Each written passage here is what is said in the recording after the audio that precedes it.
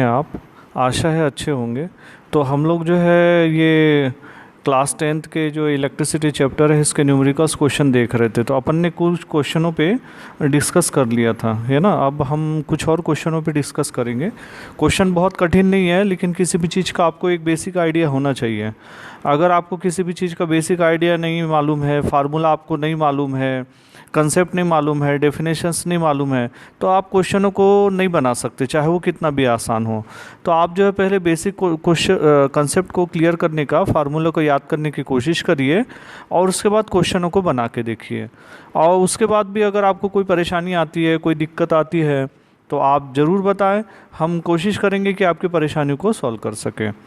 तो इसके बाद वाला क्वेश्चन देखें, क्वेश्चन 5 है ना, क्वेश्चन 5 है। तो ये क्वेश्चन 5 में क्या दिया है, what is the highest or lowest total resistance that can be secured by combination of 4 coil of resistance।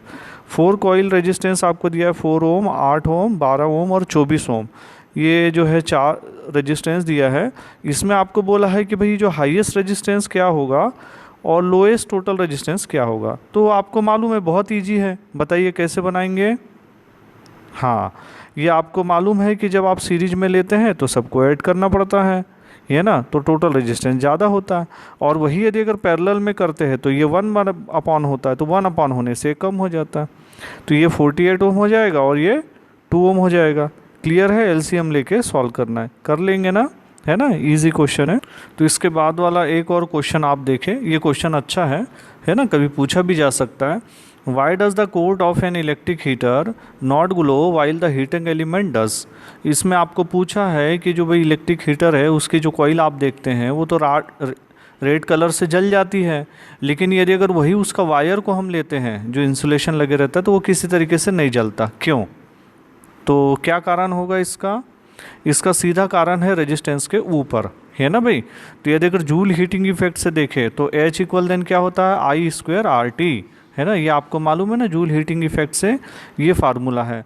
तो यहाँ पे H किसके प्रोपोर्शनल हो रहा है, H सीधा प्रोपोर्शनल हो रहा है R के। तो इसकी वजह से the resistance of element of electric heater is very high, उसका जो है बहुत ज़्यादा होता है। और जो as the current flow through the heating element it become too hot, ये बहुत ज़्यादा गर्म होता है, इस वजह से रेड होगा।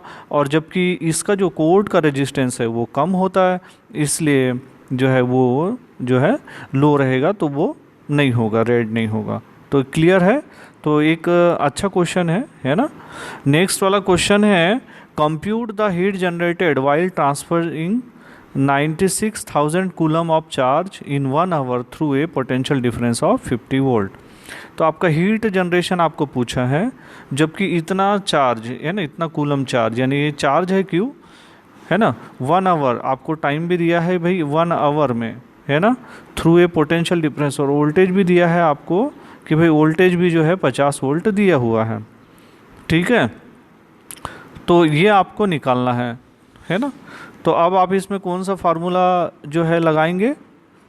तो आप जो हीटिंग इफेक्ट के, एक तो ये वाला फार्मूला था, लेकिन इसमें आपका रेजिस्टेंस नहीं दिया हुआ है, आपको इसमें दिया है चार्ज दिया है ना, और वोल्टेज दिया है। तो ये यहाँ पे H इक्वल देन, है ना, कौन सा लग जाएगा आपका, VIT वाला फार्मूला, है ना, VIT वाला हीटिंग इफेक्ट का, है ना। तो ये वाला फार्मूला लग जाएगा, क्योंकि इसमें वोल्टेज दिया है और करंट फिर नहीं है, तो लेकिन चार्ज आपको दिया है। तो इसको निकालने के लिए आप क्या करेंगे, चार्ज निकालने के लिए, करंट निकालने के लिए I इक्वल देन Q/T होता है ना।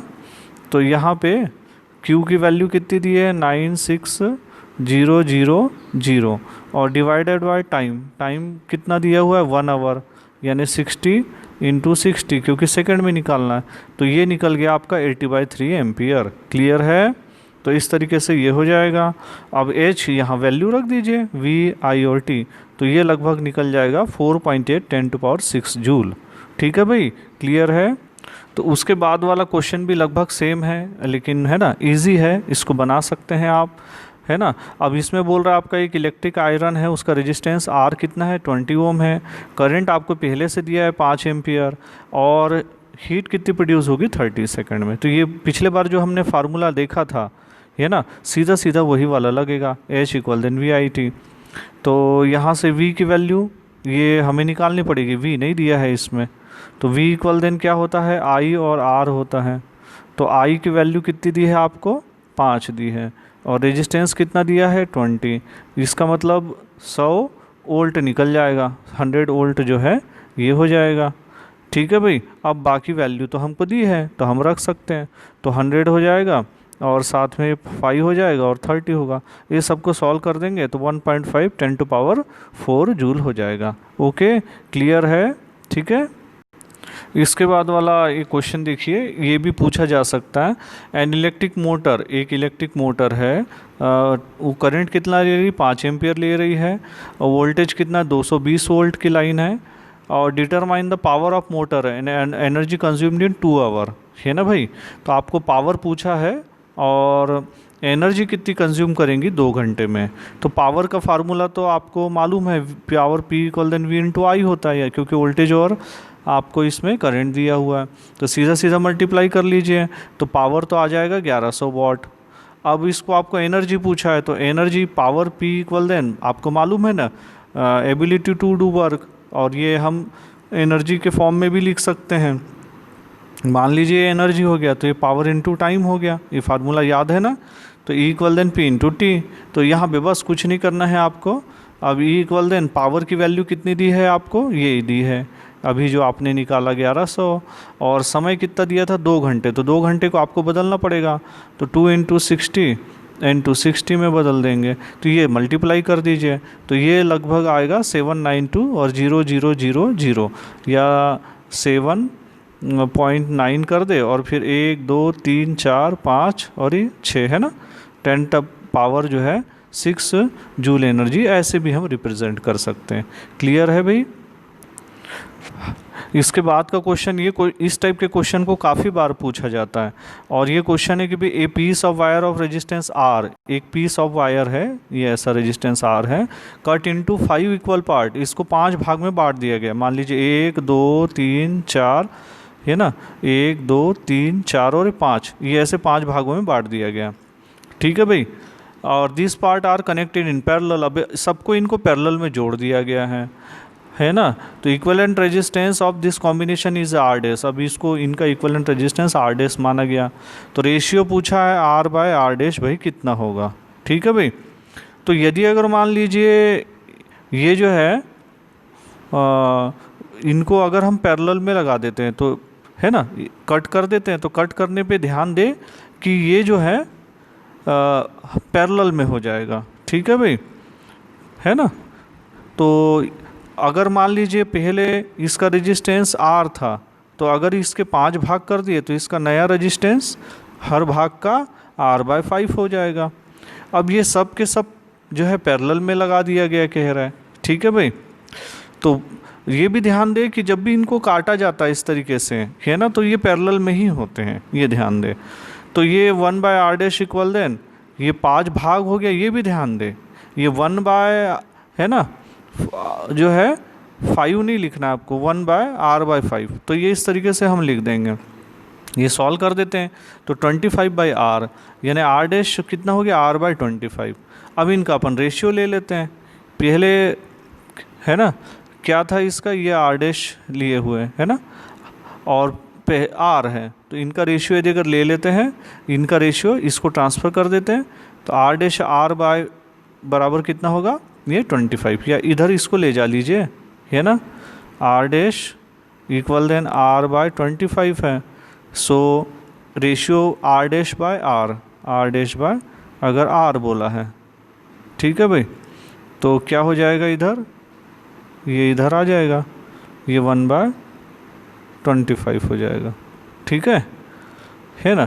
और अगर आपको उल्टा पूछा है r/r डैश, आपको ये क्वेश्चन में ये पूछा है, तो 25/1 है ना, ये थोड़ा सा मिस प्रिंट छपा हुआ।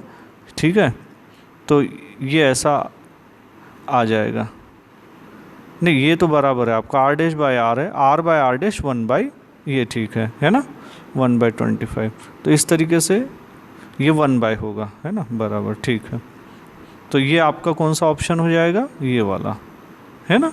इस तरीके से आपको मिल जाएगा, सॉरी ये वाला मिलेगा। ठीक है, तो इस तरीके से अपन ये देख सकते हैं। हाँ, तो इसके बाद का क्वेश्चन अपन देखें। क्वेश्चन ये वाला, ये जो थर्ड वाला क्वेश्चन अपन ले रहे हैं, है ना। इस क्वेश्चन में आपको क्वेश्चन थर्ड में ये दिया है आपका, an electric bulb is rated 220 volt, है ना, एंड 100 वाट है, then it is operated on 110 volt, then the power consumed will be 100 watt, 75 watt, 50 watt और 25 वाट। तो जो इलेक्ट्रिक बल्ब है उस पर रेटिंग कितनी है, उस पर रेटिंग है आपकी 220 वोल्ट की, और पावर 100 वाट है, और 110 वोल्ट पे ये जो है चल रहा है ना। बल्ब पे 220 वोल्ट रखा है और 110 पे चल रहा है भाई, तो पावर कंज्यूम्ड कितना होगा ये आपको बताता है। तो अब इसको कैसे करेंगे आप, है ना, इसमें आपका जो है पावर कंज्यूम कितना हो रहा है ये बताना है। तो अब बल्ब का जो है ना कितने वोल्ट पे चल रहा है, 220 वोल्ट पे चल रहा है ना। तो हम पहले क्या इसका रेजिस्टेंस निकालेंगे, रेजिस्टेंस हमें निकालना पड़ेगा, तब हमारी जो 110 वोल्ट की सप्लाई है उसके बारे में, इसका बारे में पता चल पाएगा, है ना, क्योंकि रेजिस्टेंस तो कॉमन हो रहा है। तो P equal then V square by R formula लगाते हैं, तो R equal then V square by P, यानी कि 220 का स्क्वायर बाय 100 हो गया, तो 484 ये ओम हो जाएगा। ये सॉल्व कर लोगे, 220 इंटू 220, है ना, कैंसिल आउट होके। अब रेजिस्टेंस इसका कांस्टेंट है, मैंने बताया, वोल्टेज यहाँ पे बदल रहा है, ठीक है भाई। तो 110 पे energy consumed by given the expression of power P equal then V square by R. तो इस तरीके से 25 वाट फिर पे रख हो जाएगा। तो एक तरीका ये है, दूसरा तरीका ये भी हो सकता है कि P इक्वल देन आप वी स्क्वायर बाय आर ले लें ये। अब इसमें आप देख ले कि जो पावर है वो किसके प्रोपोर्शनल हो रहा है, वोल्टेज के, वी स्क्वायर के, क्योंकि ये आर तो कांस्टेंट है ना, ये आर कांस्टेंट मिला हुआ है, ठीक है भाई। अब P जो है वी स्क्वायर के प्रोपोर्शनल हो रहा है। तो पहले मान लीजिए P1 है, तो अब वोल्टेज कितना है भाई, 220 वोल्ट है, और मान लीजिए यदि अगर P2 है ना, तब पावर कितना हो रहा है यहाँ पे, ऐसा कर लीजिए, तब पावर कितना हो रहा है यहाँ से, तब पावर हो रहा है 110। तो कहने का मतलब है भाई आर तो कांस्टेंट है, सिर्फ वी स्क्वायर इसके प्रोपोर्शनल हो रहा है, तो हम इसको लगा सकते हैं। तो अब इसको डिवाइड कर दें हम, है ना, तो हम डिवाइड कर देते हैं, तो होगा P1 बाई P2 बराबर 220 का स्क्वायर और बाय कितना 110 का स्क्वायर। अब ज़रा इसको सॉल्व करें, 220 इंटू 220 और बाय 110 इंटू 110। अब ये सॉल्व करिए, ये 0 0 काट दीजिए, 11 एकम 11 दूने कर दीजिए, है ना, और फिर 11 एकम और 11 यहाँ से दूने। तो यहाँ पे पावर का रेशियो कितना हो रहा है, यहाँ P1 रेशियो P2, है ना, इसका रेशियो कितना हो रहा है यहाँ पे आपका 4 हो रहा है, 4 रेशियो 1 हो रहा है। तो ये तो आपका ये रेशियो आ गया इसके ऊपर, ठीक है भाई। तो ये रेशियो बोला है, तो रेशियो के बेस पे ये तो हो गया आपका रेशियो, है ना। अब यहाँ से हम यदि अगर ये रेशियो आ गया, तो हमने यहाँ से इसका रेशियो P1 बाई P2 निकाल दिया। अब ये आ गया आपका P1 बाई P2, है ना, 4 बाय 1 आ गया। अब यहाँ से हमें P2 पूछा है कि भाई इसका पावर कंज्यूमशन क्या हो जाएगा पहले, है ना। अब तो P2 बराबर यहाँ से हो गया P1 बाय 4 हो गया। अब यहाँ से देख लीजिए, P1 तो आपको दिया है लेकिन 100 वाट है, तो ये 100 कर दीजिए और बाय 4 कर दीजिए, तो P2 यानी बाद में पावर कितना होगा, 25 वाट हो जाएगा, ठीक है भाई। तो इस तरीके से आप दूसरे ढंग से भी इस मेथड को से सॉल्व कर सकते हैं। वो डायरेक्ट प्रोपोर्शनल वाला रिलेशन है, और ये वाला जो पहले वाला रिलेशन था वो कैसा रिलेशन था, ये रेजिस्टेंस निकाल के।